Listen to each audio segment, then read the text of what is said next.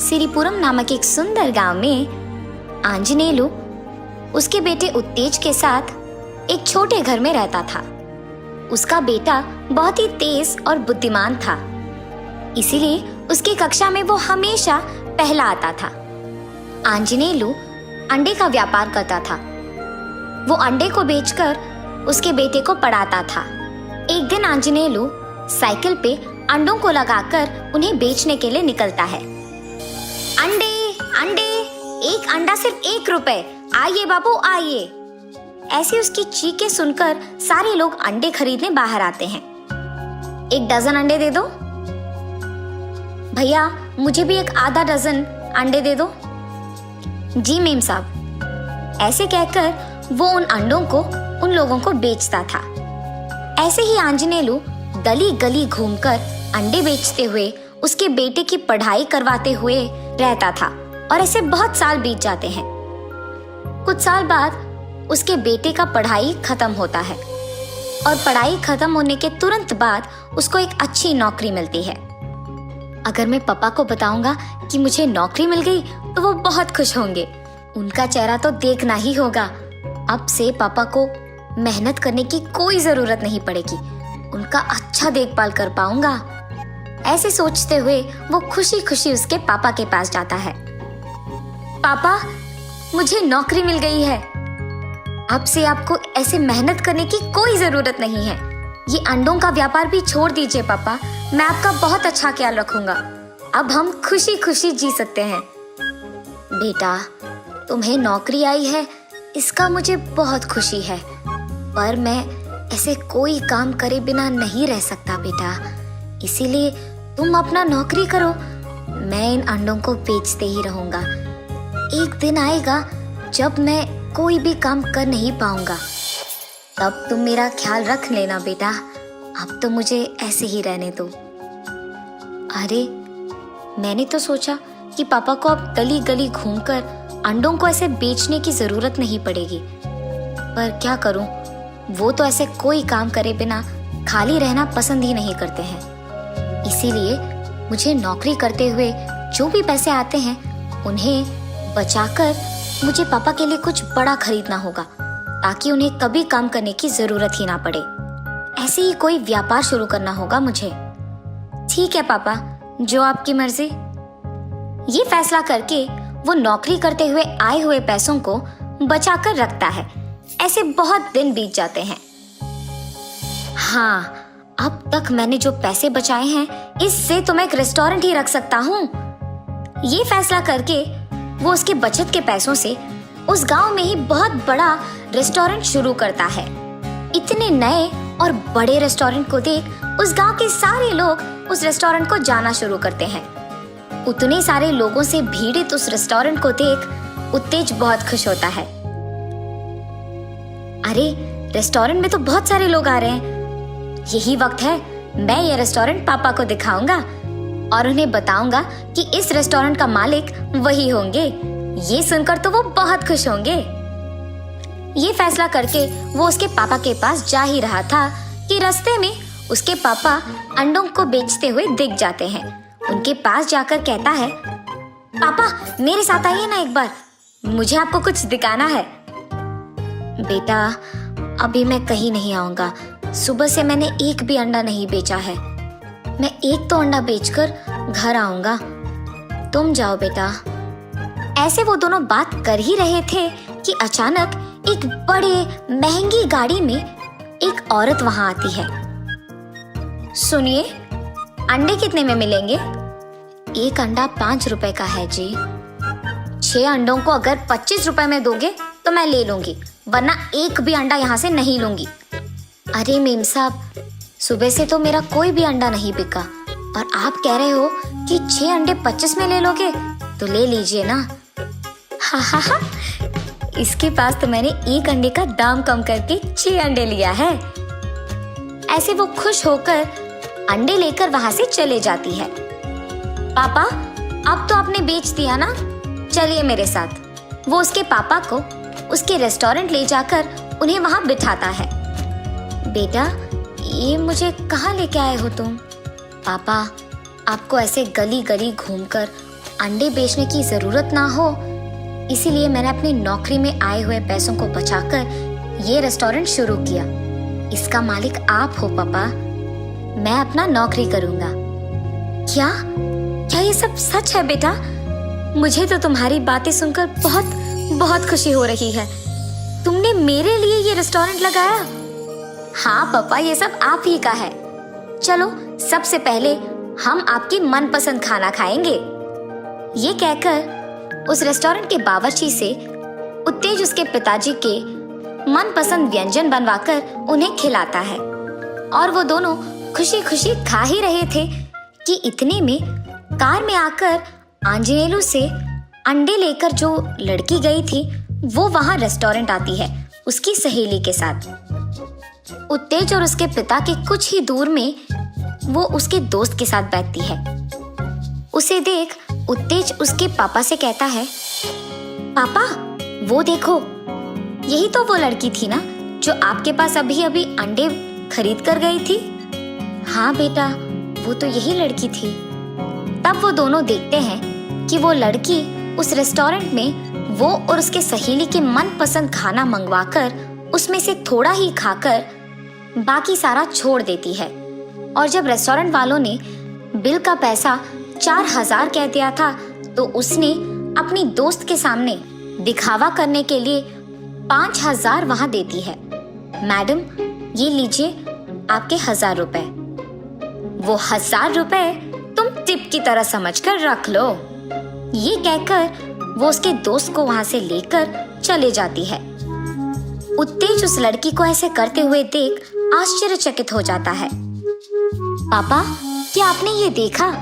वो लड़की एक मामूली अंडे का व्यापार करने वाले व्यक्ति से बहस करके कम दाम में अंडों को लेती है और वही लड़की एक महंगी रेस्टोरेंट में 4,000 की जगह 5,000 देकर दिखावा करती है। क्यों पापा, लोग भला ऐसे क्यों करते हैं? मैंने ऐसे बहुत लोगों को देखा है जो गरीबों के पास बहस करते हैं और उनको परेशान करके उनसे कम दाम में चीजें खरीदते हैं, पर महंगी दुकानों में तो ऐसा नहीं करते हैं। बहस का तो कोई मौका भी नहीं है। बेटा, यही तो लोगों का बर्ताव है। महंगी लोगों के पास दिखावा और गरीबों के पास बहस। जिन लोगों के पास पहले से ही सब कुछ है उन्हें और पैसा देते हैं और दिखावा करते हैं, और जिनके पास कुछ भी नहीं है, जो रोटी सब्जी के लिए लड़ते हैं, उनके पास बहस करते हैं और उनको ऐसा लगता है कि वो उन्होंने जीत लिया है। तुम ऐसा कभी मत करना बेटा। पापा, ना ही मैं ऐसे करूंगा और ना ही अपने दोस्तों को करने दूंगा। आपके अंडों को इसी रेस्टोरेंट में उपयोग कीजिए और यहाँ का मालिक बन जाइए। पापा, आप ही इसका देखभाल कीजिए। जरूर करूंगा बेटा। तब से उत्तेज के पिता आंजनेलू उस रेस्टोरेंट का ख्याल रखते हुए और उत्तेज उसके नौकरी करते हुए खुश रहते हैं। वो इस बात का भी ध्यान रखते हैं कि अगर कोई मामूली के पास गए हैं तो बहस नहीं करना है। सबके व्यापार को प्रोत्साहित करते हुए वो खुश रहते हैं और सभी को खुश रखते हैं। एक गांव की एक छोटी सी घर में मधुकर नामक एक आदमी रहता था। वो गन्ने की रस बना के बेचता था। मधुकर को बहुत मेहनत करके काम करने की मानसिकता था। एक दिन मधुकर गन्ने की रस बना के बेच रहा था। तब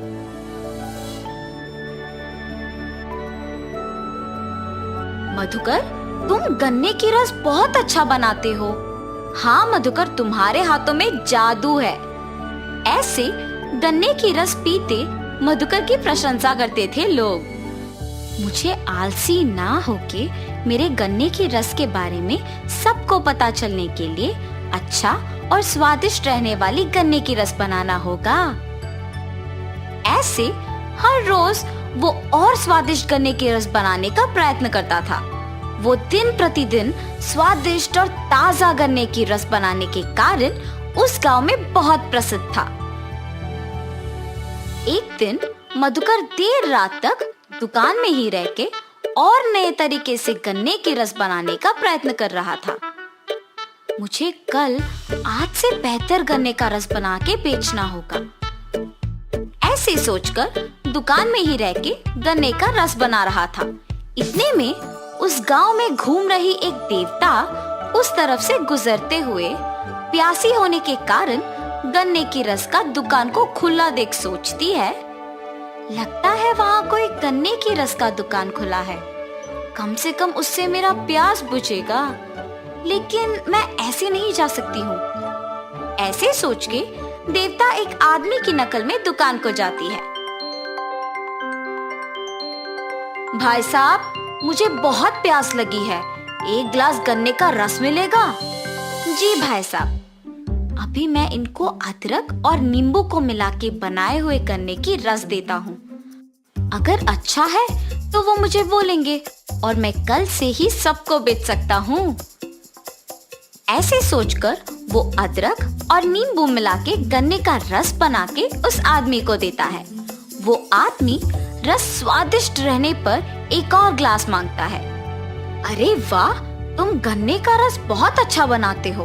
अगर तुम हर रोज इसी वक्त पे अपना दुकान खुला रखते हो तो मैं आकर गन्ने का रस पी के चला जाऊंगा। मेरे पास पैसे नहीं हैं। ऐसे कहकर मधुकर को स्वादिष्ट गन्ने का रस बनाने के लिए एक बैग देकर चला जाता है। मधुकर उस बैग को जब खोल के देखता है तो उसमें सोने को देख खुश होता है। मुझे हर रोज इस समय तक दुकान को खुला रखना होगा, तभी मैं और पैसे कमा पाऊंगा। ऐसे हर दिन वो उस आदमी के आके रस पीने तक दुकान खुला रखता था। वो देवता एक आदमी के नकल में हर रोज आके रस पी के उसे एक सोने का बैग देके चली जाती थी। मधुकर हर सुबह ज्यादा मेहनत करके गन्ने का रस बना के उसे बेच के मिलने के पैसे से ज्यादा उसे शाम में उस आदमी के एक गिलास पीने से कमा रहा था। और इस वजह से वो दिन पूरा मेहनत करने के बजाय सिर्फ शाम में ही दुकान खोलने का फैसला लेता है। मुझे हर रोज सुबह गन्ने का रस बना के बेचने की जरूरत नहीं है। अब से सिर्फ उस आदमी के आने के समय पर दुकान खोल के स्वादिष्ट गन्ने का रस बना के उन्हें देना है बस। उनके दिए हुए सोने से मैं आराम से जी सकता हूँ। ऐसे सोचकर मधुकर उस आदमी के आने के समय पर ही दुकान खोलता था। ऐसे उनके दिए हुए सोने से खुशी खुशी जी रहा था। एक दिन मधुकर उसके दोस्त से मिलता है। क्या हुआ मधुकर, आजकल दुकान नहीं खोल रहे हो? कुछ नहीं, व्यापार अच्छा नहीं चल रहा, इसीलिए दुकान नहीं खोल रहा हूँ। मुझे अब से दुकान खोलने की कोई जरूरत नहीं है। मैं अगर थोड़ी देर शाम में दुकान खोलूंगा तो मुझे दिन पूरा मेहनत करने से भी दुगना पैसा मिलेगा। हर रोज उस आदमी के आने के टाइम पे वो दुकान खोलता था और उसे ताजे गन्ने का रस बना के देता था। ऐसे कुछ दिनों में सुबह दुकान ना खोलने के कारण उसकी आदतें बदल गई थी। मेहनत से काम करने वाला मधुकर अब कोई मेहनत के बिना आराम से रहने लगा। एक दिन मधुकर उसके पास के सारे पैसे गिनते हुए उस आदमी के आने के समय पे दुकान नहीं खोलता है। वो आदमी आके देखता है कि दुकान खुला नहीं है और वहां से चले जाता है। गिनती में व्यस्त मधुकर को अचानक याद आता है कि वो दुकान खोलना भूल गया, लेकिन समय तब तक बहुत हो चुका था और वो दुखी होता है कि अब तक वो आदमी चला गया होगा। अरे रे, आज के आने वाले पैसों को खो दिया मैंने। कल मैं उस आदमी के आने के समय से पहले ही दुकान खोल दूंगा। ऐसे सोचकर पैसे कमाने की सोच में मग्न होकर और दुख के कारण वो पूरी रात नहीं सो पाता है। सुबह होने के बाद भी वो सोए बिना सोचते ही रहता है, आज मैं उस आदमी को ताजा गन्ने का रस पिला के ही चैन से सो पाऊंगा। ऐसे सोच के वो सोए बिना बैठे रहता है, मगर शाम को वो अपनी नींद रोक नहीं पाता है। उस आदमी के आने से पहले बहुत समय है ना, इस बीच मैं थोड़ी देर के लिए सो के उठ जाऊंगा। और सो जाता है। ऐसे उस आदमी के आने के समय पे भी सोते ही रहता है। आदमी जब गन्ने का रस पीने दुकान आता है तो दुकान फिर से बंद रहता है। ये दुकानदार न जाने क्यों आजकल अपना दुकान नहीं खोल रहा। कल भी दुकान बंद ही था। कल से यहाँ ना आना ही बेहतर होगा। ऐसे सोच के वो आदमी वहाँ से चला जाता है और जब तक मधुकर उठता है तब तक तो बहुत देर हो चुकी होती है। हाय भगवान, आज भी मैं दुकान खोल नहीं पाया।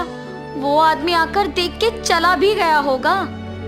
अगले दिन वो ध्यान से दुकान उस आदमी के आने के समय पे खोलता है, लेकिन बहुत देर इंतजार करने पर भी वो आदमी लौट के नहीं आया।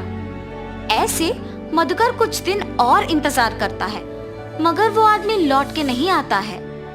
उस आदमी का लौट के ना आने का वजह मैं ही हूँ। मेरे 2 दिन दुकान ना खोलने के वजह से ही उसने आना बंद कर दिया। मुझे दुगना पैसा मिलने पर मैंने मेहनत करना बंद कर दिया। मेरे पास के पैसे सारे खत्म हो जा रहे हैं। अगर मैं कल से वापस दुकान को हमेशा की तरह सुबह नहीं खोला तो मुश्किल हो जाएगा।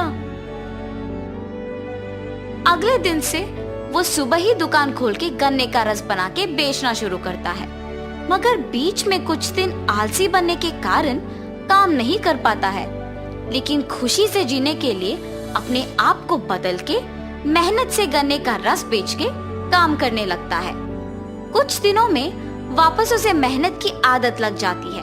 उसे उसकी गलती का एहसास होता है और तब से वो आसानी से गन्ने का रस बना के उसे बेच के उसी पैसों से खुशी खुशी जीता है। तो इस कहानी का नैतिक क्या है? मेहनत से जीने की जरूरत एक आदत बनना चाहिए, तभी हम अच्छे स्थान में रहेंगे और साहस से हर मुश्किल का सामना कर सकते हैं।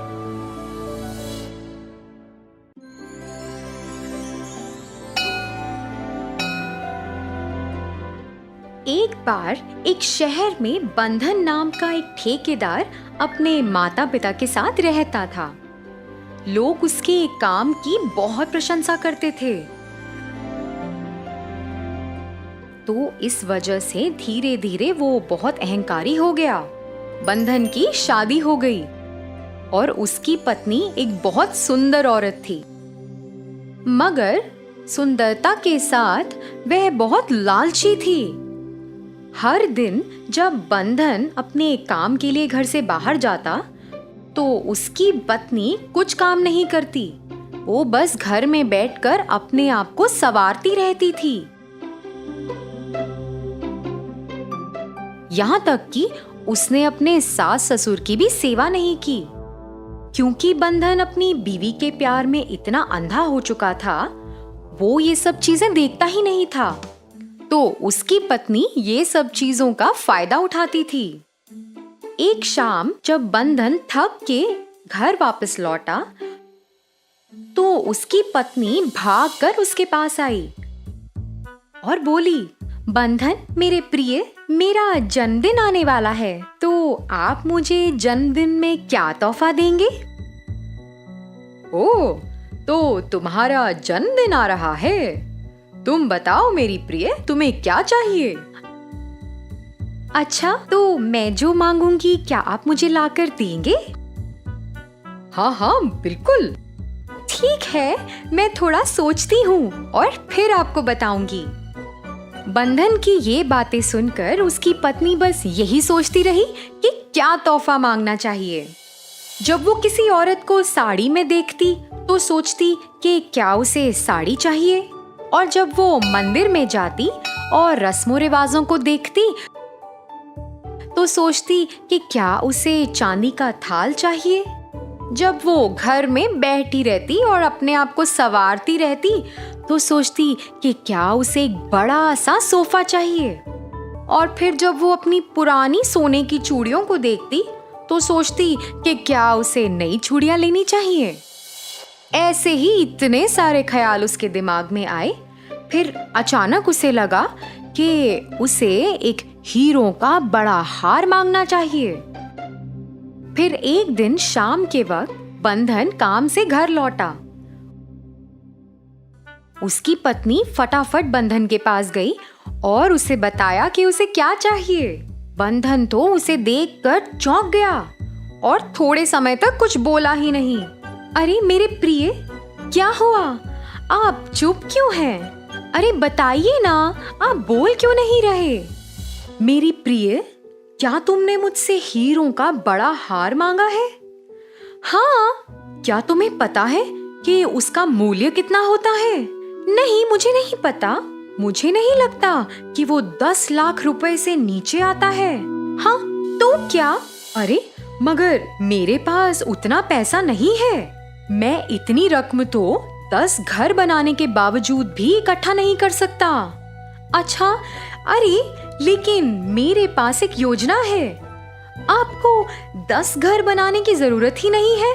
मेरे पास एक तरकीब है। आप बस 1 महीने में 5 घर ही बनाइए और उनसे 10 घरों का मूल्य प्राप्त कीजिए।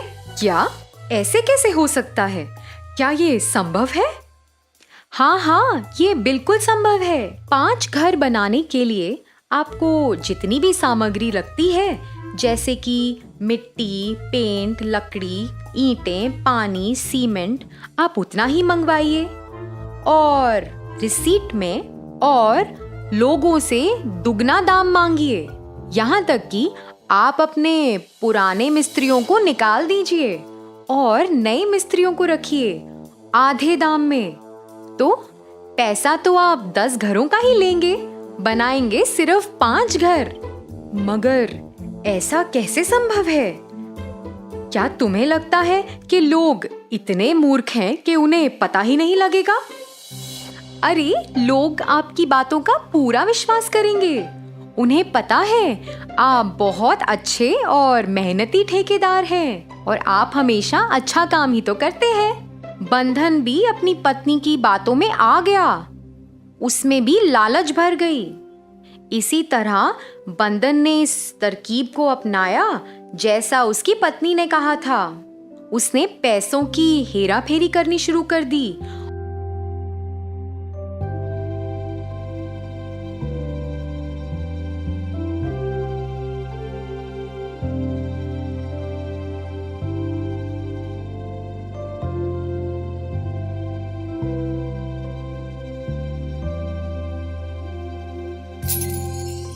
और मिस्त्रियों को भी आधे पैसे दिए।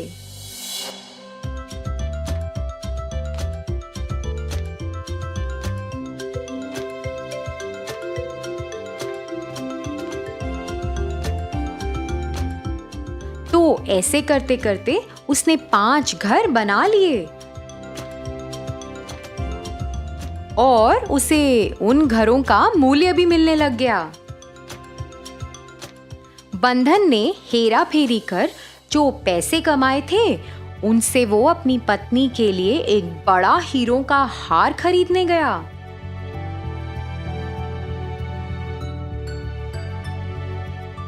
वो हार देखकर उसकी पत्नी तो झूम उठी। मगर ये खुशी बहुत लंबे समय तक नहीं थी। बंधन ने जो घर उस लालची योजना के कारण बनाए थे वो ठीक नहीं थे। 2 घरों की चट्टानें तो गिर गई थीं और 3 घर तो योजना के मुताबिक बने ही नहीं थे। उन घरों के मालिकों ने आकर खूब हल्ला मचाया। उन्होंने आस पड़ोस में भी बता दिया कि कैसे बंधन एक चोर ठेकेदार है। बंधन ने अपनी अच्छे ठेकेदार होने की पहचान भी गंवा दी। अब कोई उसके पास अपना घर बनवाने नहीं आता था।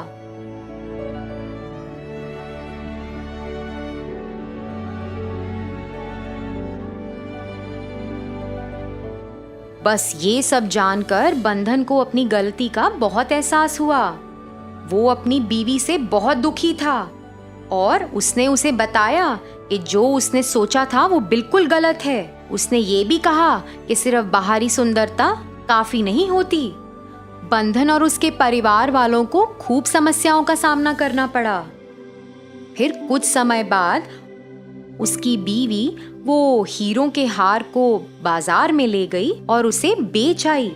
उसे बेचने से जो उन्हें रकम मिली उससे उन्होंने अपना घर चलाया। तो बच्चों, इस कहानी से हमें क्या सीख मिलती है? बाहरी सुंदरता महत्वपूर्ण नहीं होती। मन की सुंदरता ही एक अच्छे इंसान की निशानी होती है। इंसान को दयालुता और सच्चाई का रास्ता हमेशा अपनाना चाहिए। धन्यवाद।